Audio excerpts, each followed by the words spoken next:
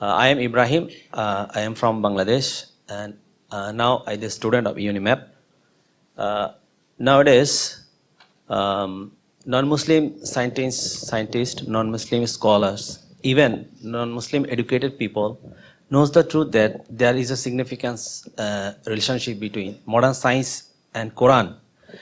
But my question is, they accept science but not accept Quran and Islam. Why? But that's the question that the people now know the relationship between Quran and science. They accept science, why they don't accept Quran? I don't think so. Everyone knows. Many know.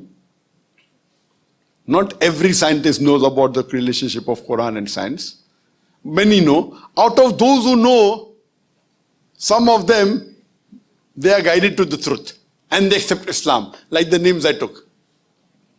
I told you Prophet Kashani accepted Islam. And there are hundreds of scientists who accepted Islam. Now many a time when you come to know it's the truth, you may agree it's the truth, but yet you may not follow because you may be worried. What will society tell me if I change my religion? What will my parent tell me? What will my wife tell me? So the societal pressure prevents him from accepting the truth. So once you know it's the truth, you have to accept it. But everyone doesn't accept the truth. So this is a test.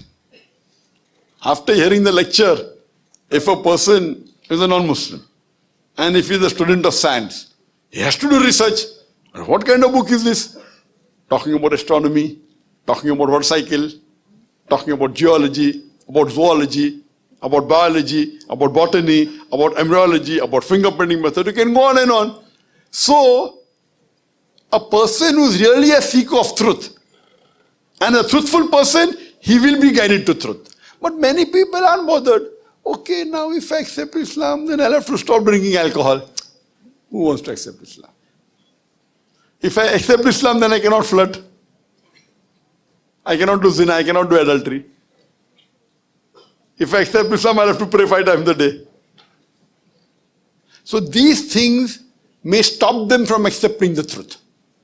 But our job as Muslim is to convey the message to non-Muslims. Whether they accept or not, it is the hands of Allah. We as Muslims have to convey the message. If they accept, alhamdulillah, don't accept, no problem. We can't force anyone. But at least on the day of judgment, we can give shahadat on the day of judgment. I told my friend. Therefore, on the day of judgment, no non-Muslim will ever complain to Allah that, why am I non-Muslim? They will only say, give us one more chance. Allah says it's too late. So this world is a test for the hereafter. This world is a test for the hereafter. Once you know the truth, you have to accept it. I tell anyone, if anyone proves to me a religion better than Islam, I will convert today. Kafir. I know my religion, alhamdulillah. I know my Islam.